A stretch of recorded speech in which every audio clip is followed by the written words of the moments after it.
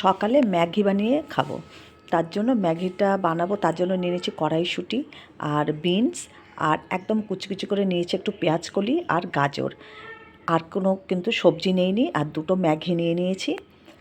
আমি একদম এর মধ্যে কোনো বেশি সবজি বা কোনো আর কিছু এক্সট্রা জিনিস কিন্তু দেবো না। আর একটা এর মধ্যে ডিম মেশাবো। দেখো, অল্প করে তেল দিয়ে আমি এটাকে একটু হালকা ভেজে নিয়েছি। এবার আমি অল্প কটা বাদাম দিয়েছি। বাদামটা এর মধ্যে দিয়ে খেতে ইচ্ছে হচ্ছে তাই দিলাম, তোমরা ইচ্ছে করলে দিতেও পারো, নাও দিতে পারো। তো বাদামটা একটু হালকা করে আমি ভেজে নিচ্ছি।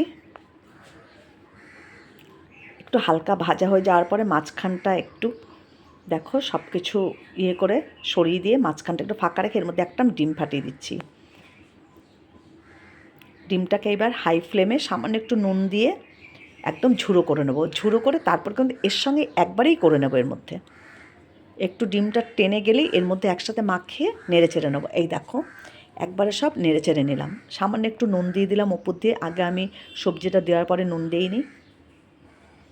আর সবজির মধ্যে কিন্তু অল্প নুন দিয়েছি। একটা টমেটো কুচি করে এর মধ্যে দিয়ে দিলাম। তো সকালে সন্ধে এরকমভাবে ম্যাগি সিম্পলভাবে বানিয়ে খাওয়াই যেতে পারে। তো সকালে এইভাবে অনেকটা ম্যাগি করে খেয়ে নিলাম। এবার ম্যাগিটা কিন্তু আমি আলাদা করে সিদ্ধ করব না। দুটো ম্যাগি পাশে রেখে দিয়েছি। এই সবজিটার মধ্যে সামান্য একটু জল দিয়ে দিলাম, খুব বেশি জল দিইনি। এই দেখো, এবার জলটা ফুটে উঠলেই এই দেখো দুটো ম্যাগি এখানে আমি ভেঙে রেখেছি। এবার ম্যাগিটা এর মধ্যে দিয়ে নাড়িয়ে চাড়িয়ে সামান্য আরেকটু সামান্য জল লাগবে, একটু সামান্য জল দিয়ে এটা সব সিদ্ধ হয়ে গেলে একটু ঢেকে রাখবো।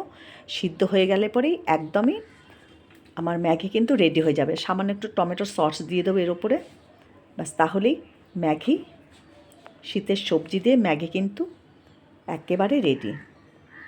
কারা কারা আমার মতো এইভাবে ম্যাগি করে খেতে ভালোবাসো তারা অবশ্যই জানাবে। আর আমার ইউটিউব চ্যানেলটা সাবস্ক্রাইব করে নিও, দীপ্তি রান্নাঘর। এই দেখো, আমি কিন্তু কোনো পেঁয়াজ রসুন এর মধ্যে ব্যবহার করিনি। এবার ম্যাগির মশলা দুটো এর মধ্যে দিয়ে দিচ্ছি।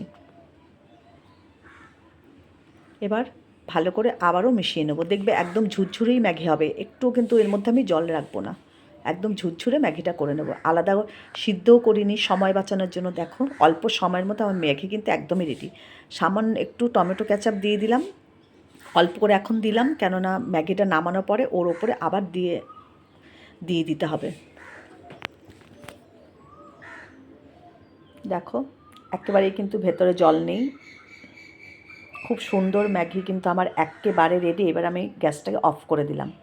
এবার দুটো প্লেটে বেড়ে নিচ্ছি। এই যে দেখো, দুটো প্লেট বেড়ে নিয়েছি। আমার ম্যাগি কিন্তু একদমই রেডি। ওপর থেকে একটু টমেটো সস দিয়ে দিলাম। দারুণ লাগে এইভাবে খেতে ম্যাগি। যারা ম্যাগি পছন্দ করে তাদের অবশ্যই ভালো লাগবে।